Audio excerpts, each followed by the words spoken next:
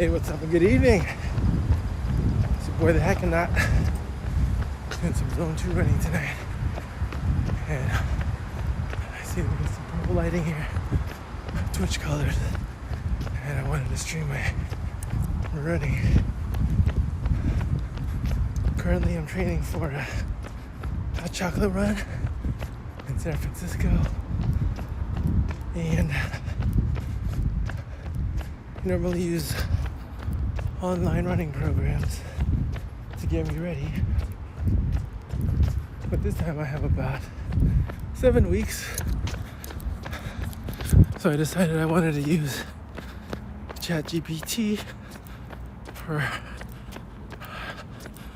my running program. So here we are. I'm in week 2, Sunday. Trying to keep my heart in Zone 2. Go a little fast. Keeping me company when I'm running out these streets. A little high. Already high as far as heart rate. Already 10 minutes in. You know, my heart rate's doing about a 130. So I finished my San Francisco half marathon. And I got a personal best. I got sub 2 hours implementing my Zone 2 running, which is running easy on easy days and then running really hard on the hard days. So I had to learn more about it because apparently Zone 2 is something that you train up for to have an aerobic pace. That you can't just have a Zone 2 off the bat. But I did follow specific heart rate guidelines to stay within 60 to 70% of my max heart rate. So I'm gonna stick with that. Right now I'm probably running about 75%, which is a little high.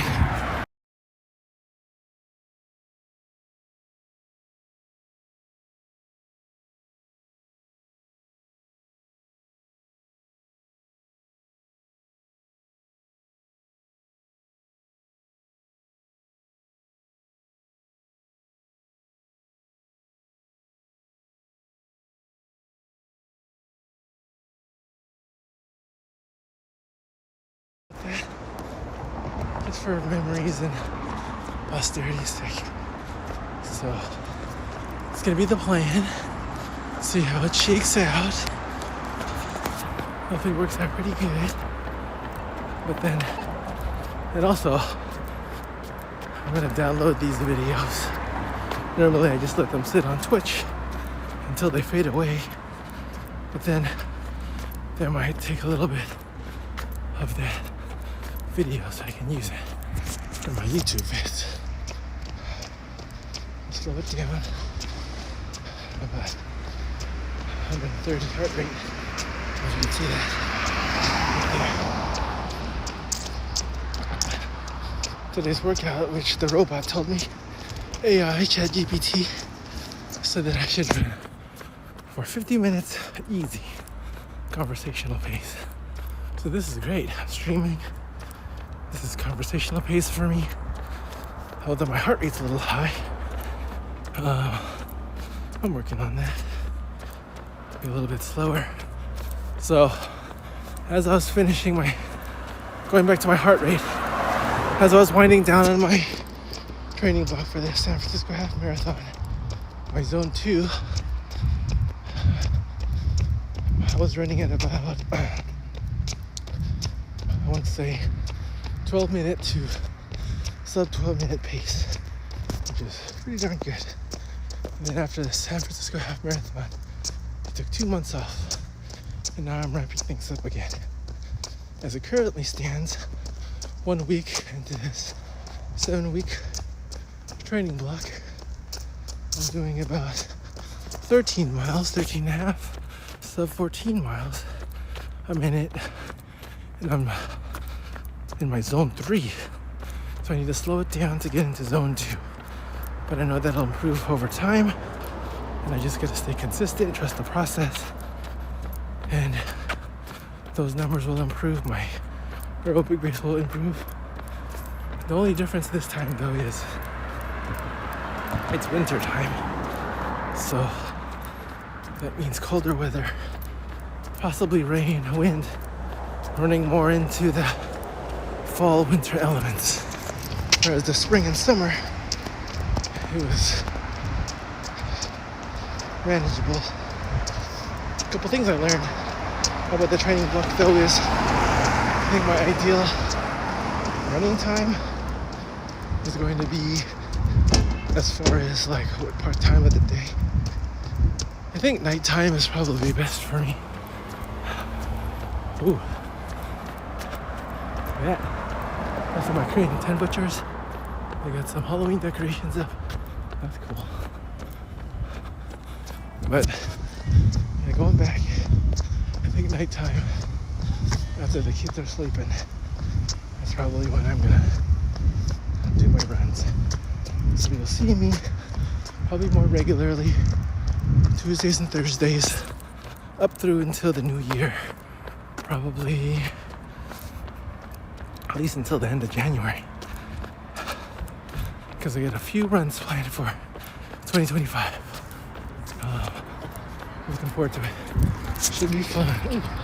We're hanging outside. The weather's brisk and cold. My heart rate shot all the way up. 134. Woke up for a couple hours. Just a little here. What you say? 16 minutes of these 50-minute easy run. I think the important thing is just to get time on my feet, which is good. Get this 50 minutes in. Quite slow down.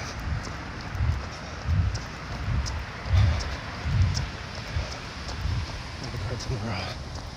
I got some hill workouts to do. So we'll do that.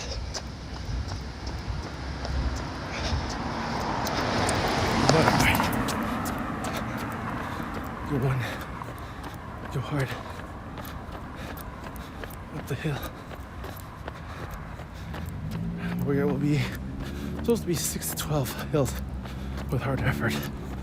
But the route that I'm gonna take around San Francisco tomorrow, probably run high up the hill on some, and then afterwards, gonna run up Lombard Street, and then do a round trip back, and that'll be a workout. That'll be my hill workout for that session. So that'll be the plan.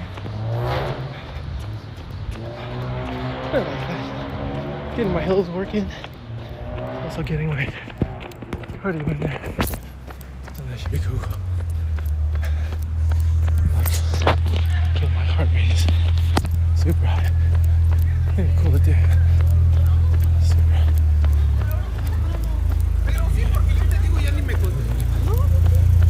Right in and out. But places I could stop by and break for food on my ride. But I got some good stuff waiting for me at home that I'm going to eat and enjoy.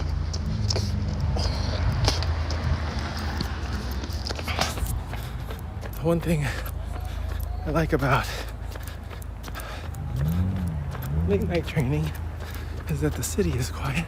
It's like that early in the morning too, but it seems like it's a little bit warmer than the daytime, which I like. But the only thing is I sleep late, and I don't like that because I always still want to get my rest. Because part of recovery, part of the importance of recovery is that you get enough sleep.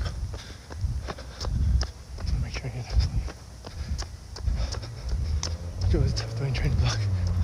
You know, sleep is important. Especially a long day at work, taking care of the kids. prevents injury. So rest. Sleep is important. But yeah, tell you a little bit of my plans when I'm filming events. I got some new gear to help me film. One of those is I got a Insta 360 Go 3S. It's like a pretty cool camera that I can mount on my hat. It's like a GoPro, but there's a detachable camera mount that makes for some pretty cool videos. Different perspective, the ways to capture video. So I think that's cool. I talked about Tesla. I had to bring my car here to get it repaired. I'll do it then. Going back to my gear. Time is to mount it on my head and at least capture the first 30 minutes of my run. So at least I can concentrate on the run itself.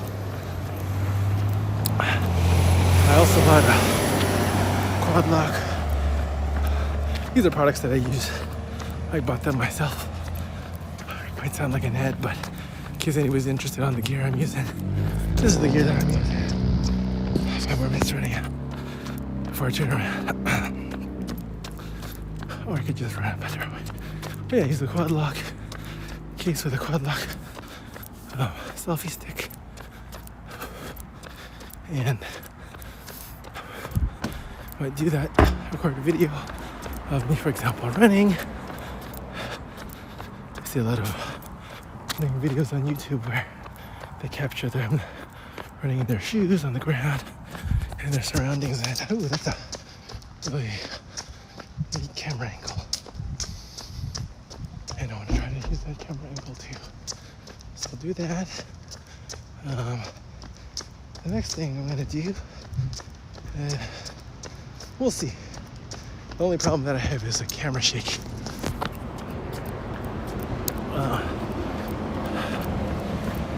Like right now, it's probably super shaky. What are you gonna do?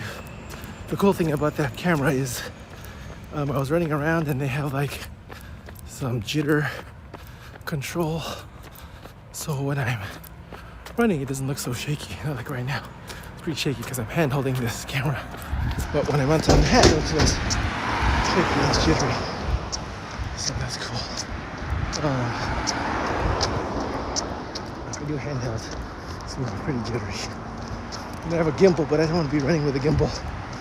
My whole thing is when I'm running a race or this race like a run event, I want to be concentrating on the run and not worrying about my gear. So that's another thing for me on this zone 2. I'm just practicing that.